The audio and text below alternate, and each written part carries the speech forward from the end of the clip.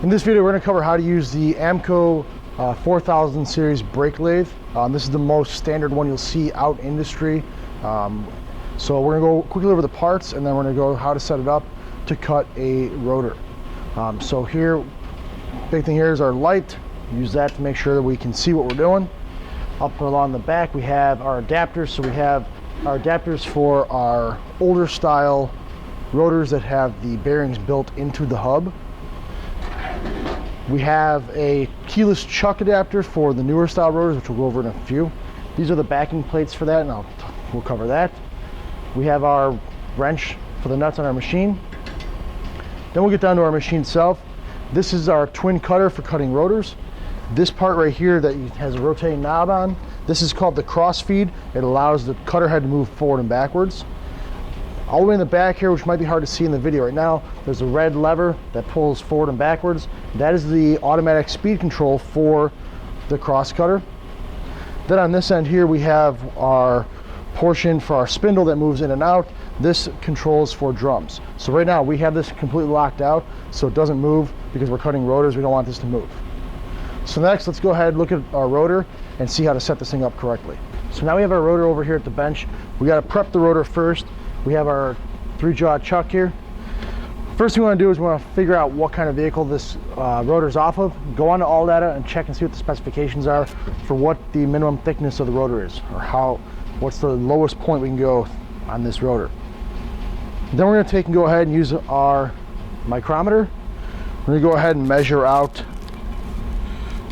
our rotor thickness to make sure that this rotor can still be able to cut. We can also use digital caliper here. If you go ahead and find, we're at 1.205. Sorry, 1.02.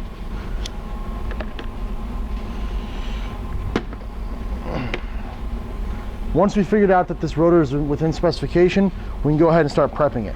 Now, depending on the tools you have available, will change how you prep this. Some guys will like to take a scraper and just go ahead and scrape along here to try and get all the rust buildup off. You want to get the buildup off the top of the head of the rotor, on the inside head of the rotor, and also you want to try along the inside of the hub here to get rid of any rust and stuff inside there. With a scraper, it's kind of hard to do. So here we have 3 different quarter angle grinders with 3 different attachments. So we have our wire wheel or wire brush on there. This one's for cleaning off wheel hubs on the car. The lug stud would go through the middle.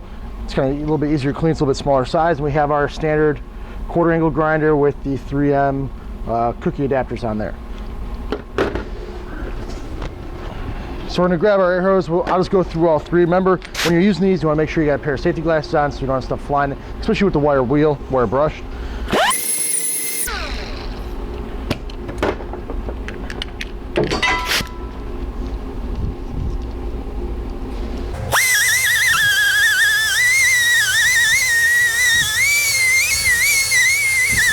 Now when you're doing this, you just want to make sure you clean the rotor up. We're not looking to scuff it up so much. We're looking just to get that little bit of surface rust off there so that we make sure this rotor sits very straight on the brake lathe. We'll flip it over to the inside. We're going to clean the inside of the hub. I'll grab the 3M cookie one.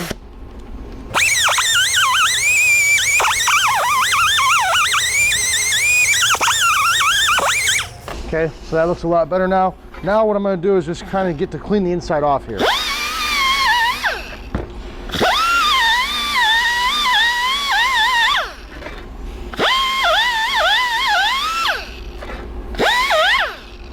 Now this rotor's cleaned off, we can get ready to mount it on the 3-jaw chuck.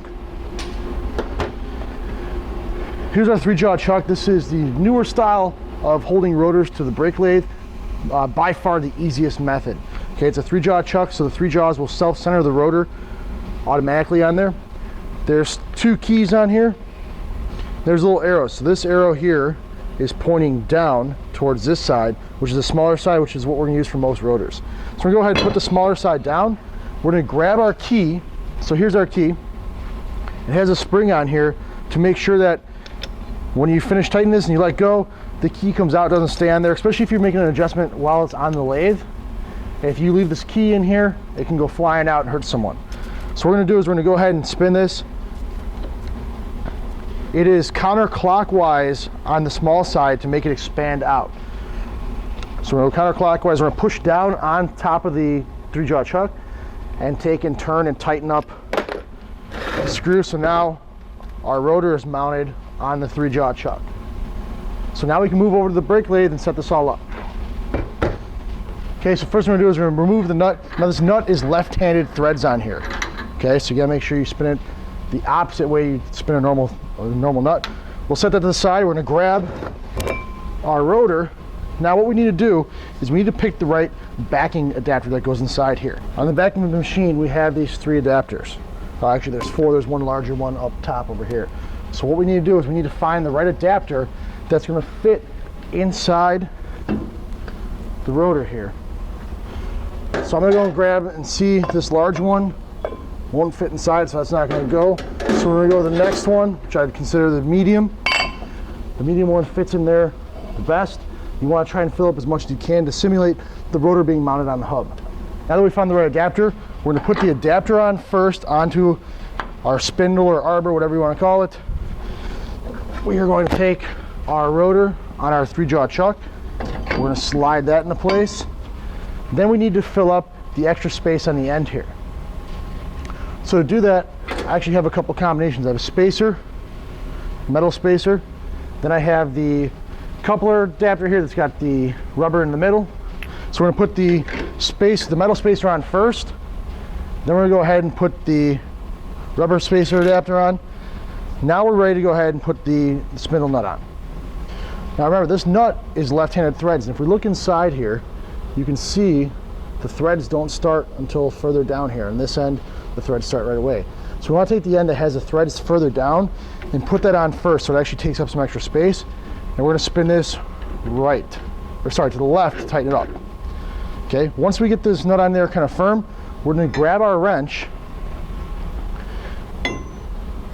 We don't need to super tighten this, we just got to make sure it's tight. So what I like to do is I'll put the wrench on the nut, and I'll take and just give it a quick tug up. That's enough to hold that in place, and we're good to go.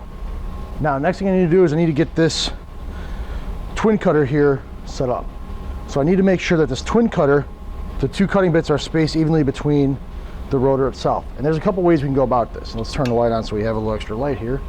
Okay, so we're going to go ahead, and once I have that set and it looks pretty square, I'm going to go ahead and tighten this nut on the twin feed mechanism, the cutter head. And so now we're going to look inside here. We're going to see that these 2 are not exactly perfect. So I can go ahead and loosen that nut up a bit. I'm just going to move it so that it looks pretty straight. The tool looks pretty straight, and the bits look like they have about even contact in their side. I want to make sure both these bits are at about the same spot. So this looks pretty good right here. Remember, the more time you spend setting it up, the better cuts you're going to get in the overall end here. So now what we're going to do is we're going to rotate the crossfeed handle. Rotate this crossfeed handle, and that's going to cause the cutter head here to move in and out. We're going to move that into about the middle of the rotor. Then we're going to go ahead on the side here. We're going to flip the power on, and that'll turn the machine on. So now our rotor's starting to turn. On the ends here, I have my adjusters that move my bits in and out. So what I'm going to do, I'm going to take and turn my inside bit, the one on the right. I'm going to turn that until it just touches the rotor. Okay, and from there I'm going to take this red knob here, I'm going to turn and lock it. And then what I'm going to do is on top here I have, this is a 2-part collar. The collar on the outside moves the cutter in and out. The collar on the inside is just a measurement collar, okay? So what I'm going to do is I want to hold the outside collar in place, and I want to move this to 0, because right now it's just touching the rotor, it's my 0. I'm going to do the same thing on the outside bit. Move it till it touches. I'm going to lock it, then I'm going to go ahead, hold the outside, turn the inside to 0, and now I'm good to go. Now what we just did here is what's called a scratch cut. So we found out where basically the 0 line is. Now, to make sure that this is set up correctly, we need to do a second scratch cut in a different location, and we also need to turn the rotor about 180 degrees. So we're going to turn the machine off. I'm going to take my wrench, I'm going to loosen the nut on the end here, and all I'm going to do is take and put the wrench on the end here and pull back towards me. That'll loosen it up. And I'm going to rotate this rotor 180 degrees, or the chuck 180 degrees. Okay, so we got a 180 degree rotation. I'm going to go ahead and tighten this up again. Now I'm going to go ahead and do a second scratch cut, but I'm going to do this in another location. I'm going to bring this in a couple turns so it goes in. I'm going to turn the machine on and we'll turn it off. We should look at our scratch cuts. Our cuts should be in the same spots on either side. Okay. If the cuts are in the same spot on either side, that means that your rotor might not be true, but it is truly mounted to the machine. If your cuts are 180 degrees off from each other, then that means that this rotor is not set up correctly in the machine. You gotta go through and reset the machine. But we're good here, so what we're gonna do is I'm gonna loosen up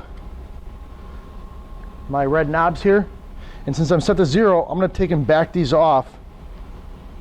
I'm gonna go ahead and back these off to the left to 30 thousandths of an inch. We're gonna turn my machine on, and now what I'm gonna do is I want to take and turn the cross feed and spin the cutter head in so that my bits will contact the whole surface, this whole sweep area of the rotor, okay? Once I'm in there, I'm gonna go ahead and set my bits to 0, and you'll hear it might start cutting a bit.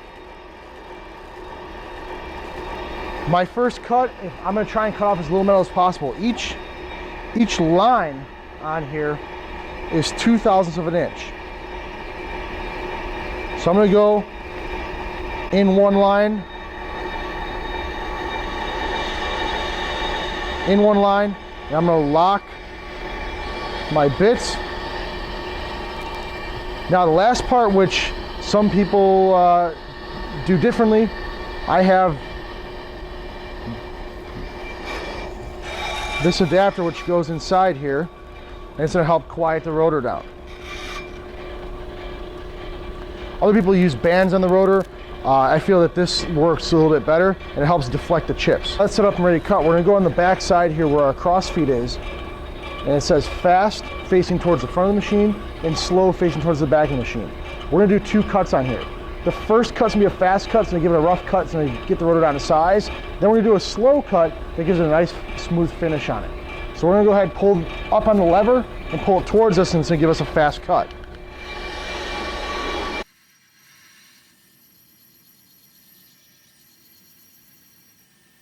What you're looking for on this fast cut is you're looking for an even cut on both sides of the rotor. If you're not getting an even cut, that means you have to go through and cut a little bit more off. If it cuts fine with 2 thousandths of an inch, that's perfect, because then you're cutting out the least amount possible, which is ultimately what we want to do.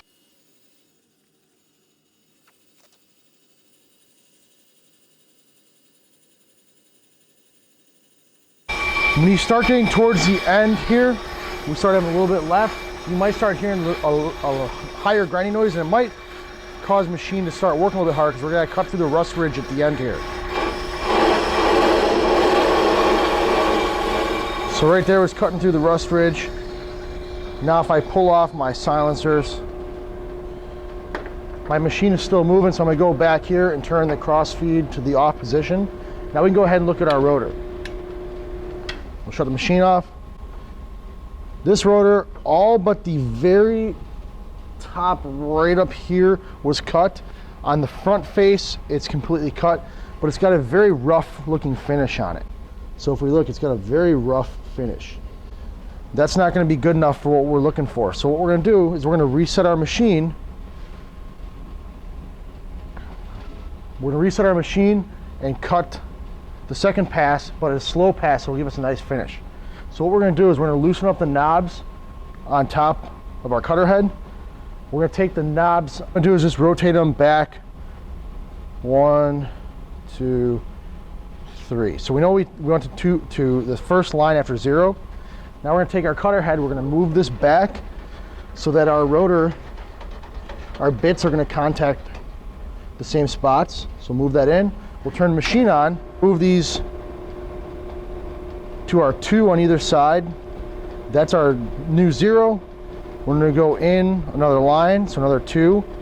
So that's 4 thousandths of an inch off each side for a total of 8 thousandths of an inch total cut. Then I'm going to go ahead and lock my cutter bits in place. I'm going to reach back and turn this to a slow cut and put my silencer on. Now this slow cut is going to take some time, okay? It's a slow cut. This is moving very slowly. What I suggest is when you're doing a brake job like this, is you take apart one side, you get the rotor, you do the fast cut, then you start the slow cut, you go back to the car, and you do the other side of the car. By the time you get the other side of the car taken apart, then we can go ahead and bring that other rotor over here. This rotor will be finished. We can set that one up, do the fast cut on it, then do the slow cut, take the other rotor that we just machined back to the car and finish up that side of the car. And then when we're finished with that side of the car, then this rotor will be done and we can finish the job. So it gets the job done a lot quicker. Start to see on here just a little bit, we have our difference in finish. So this finish is a very rough finish. This finish is a lot smoother finish. So we're gonna go ahead and let this cut. I'll speed it up so we're not sitting here waiting, and then we'll take a look at our finished product.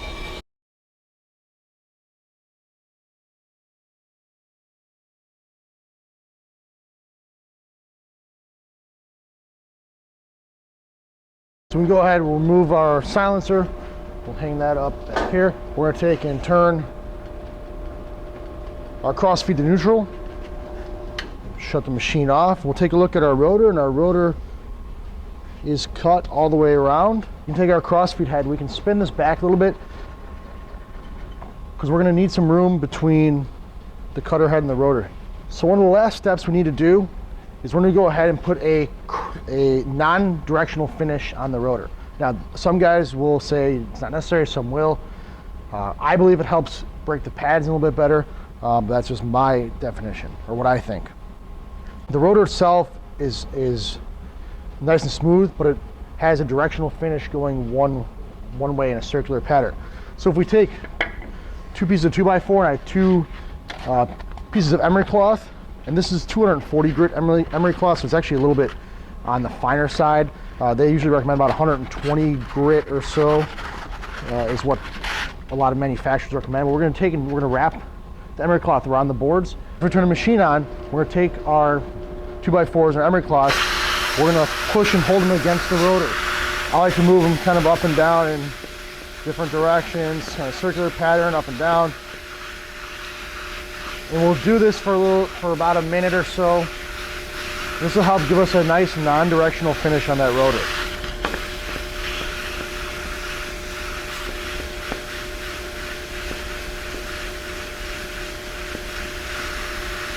Now make sure you put a little bit of, apply some inward pressure on these. It's a nice way to get a little bit of a workout in. Okay, so you can see we're getting some rub off on here. I'm just gonna flip them around the other side, get some fresh. Okay, so after we're done, we'll set those to the side. Turn our machine off. We have a nicer non-directional finish on here. The last thing we gotta do is we gotta clean this rotor up. What most guys will do is they'll take some brake cleaner, spray this down, and say it's good enough. The problem is when you're cutting this rotor, you can see the chips that were coming off there. There's a bunch of metal chips right here.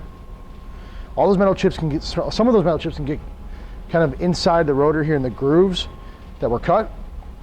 So what we need to do is actually wash the rotor. Okay, so what we're gonna do is we're gonna take this off. We're gonna grab our wrench. We're gonna put it on here and pull it towards me. We'll take and pull the left-handed threaded nut off. Put our adapters there. I'm gonna find the arrow that's facing towards the rotor and loosen up the 3-jaw chuck. There we go. I'm gonna hold the rotor while I pull the chuck away. I can pull the chuck off, set that aside. Now we're gonna take the rotor that we just cut, we're gonna take it over to the sink and wash it up. So over here at our sink, we got our rotor. We're gonna take a stiff brush and some Dawn dish soap. Dawn dish soap is probably gonna be your best bet. They use it to clean off animals and oil spills. It's good enough for what we're looking for. It's good at getting grease and grime out. The brush, just go to the dollar store, pick one up. You don't need anything super fancy. We're gonna turn the water on. We're gonna use hot water. We're gonna start to wash this off. You'll start seeing a whole bunch of crud coming out in the sink. That's just some of that metal particles. Go ahead and get our brush wet. Put a little bit of soap on there. Then we're just gonna work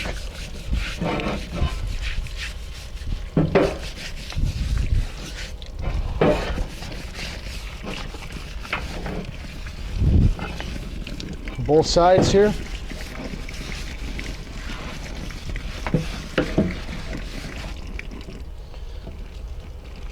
We'll wash our brush, set that aside. We'll wash out our rotor.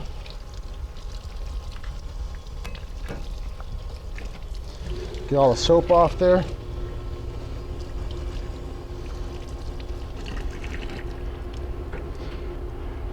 Now the rotor's ready to go.